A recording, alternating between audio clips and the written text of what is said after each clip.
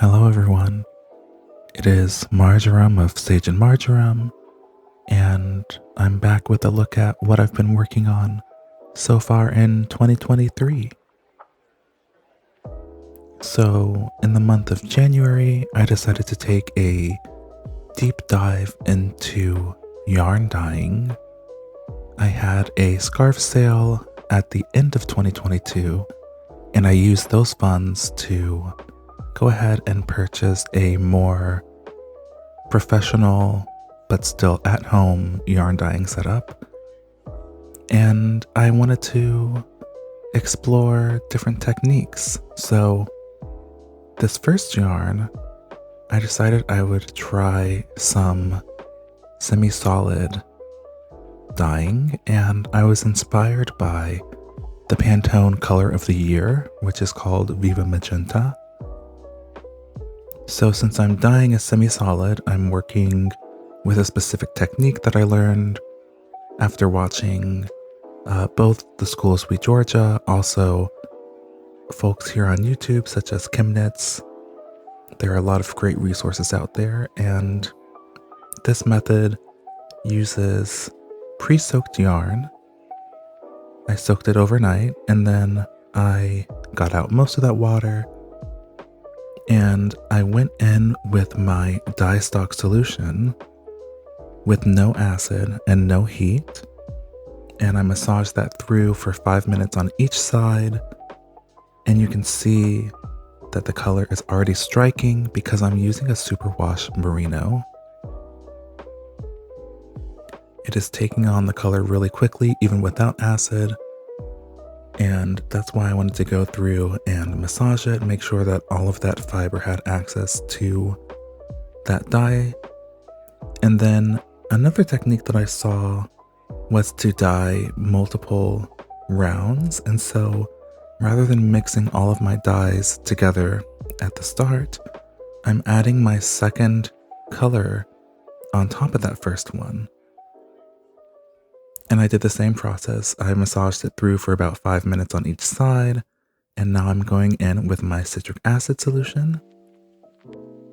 So there's still no heat going, but now we're introducing one of the setting properties that's needed for these protein fibers. They need acid and heat in order to fully set that color into the fiber.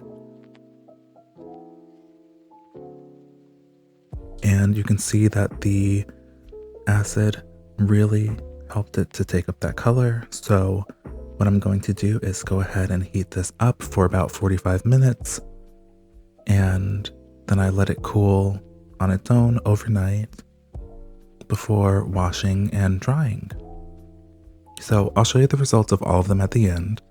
But for now, we're going to move on to the second colorway that I dyed. This was another semi-solid, and I was very inspired by this first colorway and decided to dye a complement to go with it. So this second colorway is 1/2 of the split complementary of the color of the year according to Pantone's color harmonies. I went on and I looked at all the different color harmonies that they recommended with this color of the year, and I was really drawn to a complementary color, but I didn't like just the single complementary. So I went ahead and looked at the split complementary, and this half, there were two. There was a bright kind of emerald, lime-ish emerald green, and there was this very bright teal. And so I decided to try to get that bright teal. So I'm doing the same process I did last time, which is pre-soaked yarn. I'm going to put on my gloves because I forgot to put them on. You will dye your skin if you use these acid dyes because they dye protein, and we are made of proteins. And I massaged through for 5 minutes on each side before adding any acid or heat. And I also did 2 layers of color here, and then I heat set that, and I'll show that at the end as well. But now moving on to the next color.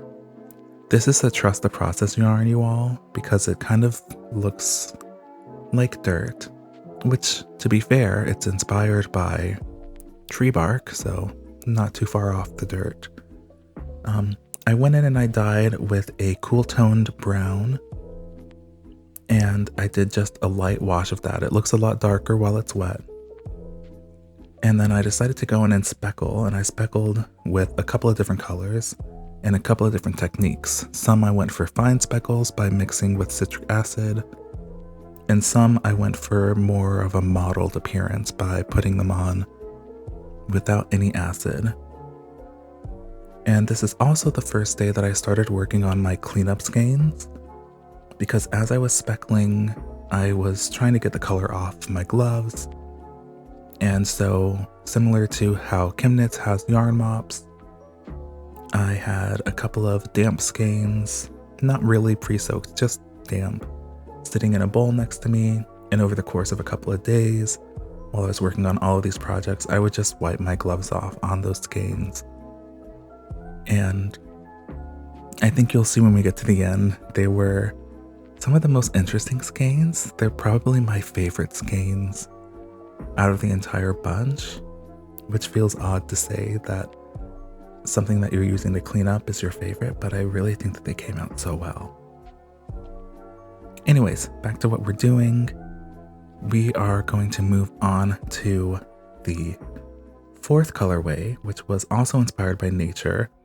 Where the last one was inspired by tree bark, this one was inspired by pink in nature. So like a pink princess philodendron or a dogwood tree that has pink flowers and that brown bark. And I was really interested in getting as close as possible to those colorways. So I'm doing a similar technique to the first two yarns where I am going in and I'm doing a wash, trying to get an even coat of this very pale antique rose. Again, it looks darker while it's wet, so you just have to be able to imagine like it's gonna be a couple of shades lighter when it is dry. And for this one, after I started the heat, I went in with another color, and I decided to go in with another mixture of that cool toned brown from the previous yarn, but I included in that some of the antique rose, and I also had some antique rose left over in the water, as you could see there. And I did that to warm it up a little bit, and then I decided to dip dye by hand for 45 minutes, which was an arm workout to say the least. And as I was dip dyeing, I just gradually added the yarn in a bit more. I was making sure to move it around and massage them to make sure that all of the fiber had equal access to that color. My water was heating up to just around a simmer, and I decided I had enough color in the yarn. So I went in with some dry mini skeins to soak up some of that excess dye powder, and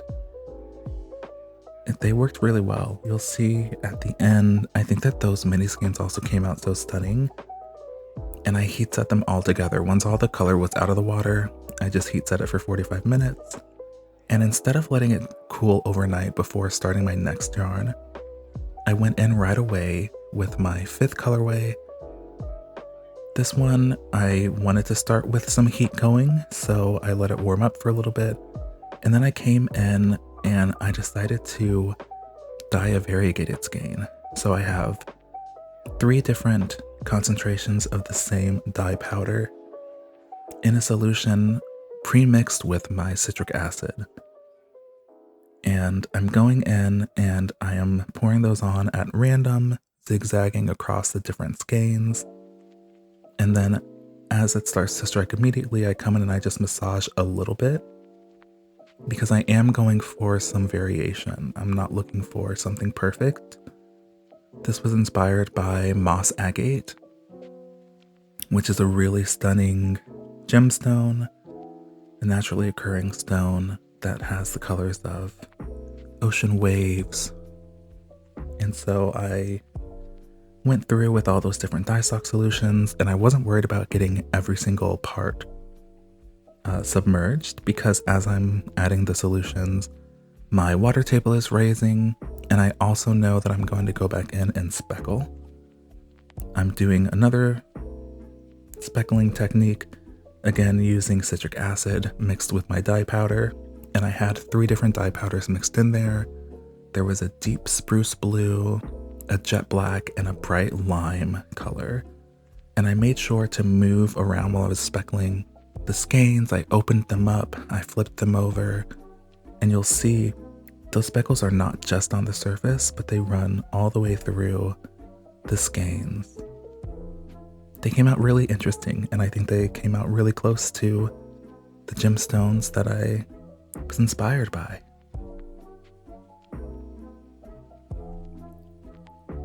So this final yarn, I wanted to work on my overdyeing, and so I dyed one complete colorway. You'll see it's this sunset gradient.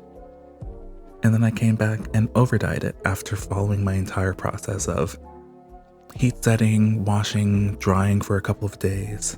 Then we came back and we overdyed it. So I am doing a sunset gradient to start. So a bright yellow, a brown toned orange, a deep blood red, and then this really saturated violet. I spread those out and let them intermingle to make a gradient. And I did make sure to flip it over and do both sides before heat setting. And it does look crowded in this pan, but it's actually not. I'm using less than the normal amount of fiber I would be using. There's just a lot more individual sections because I'm working with minis. It takes 5 of those minis to make one of my regular skeins. So I was working with about 4 normal skeins just in minis.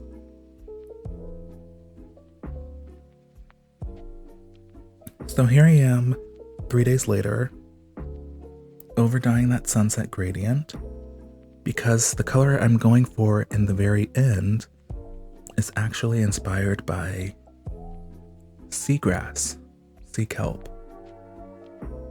And I ended up calling it Deep Sea Pastures after the Studio Ghibli film Ponyo, and I was very inspired by that kind of deep kelp green, but then colors of the abyss, and I just wanted to have a richer color. I think that overdyeing gives a more nuanced effect than if you just pre-mix all of your dyes.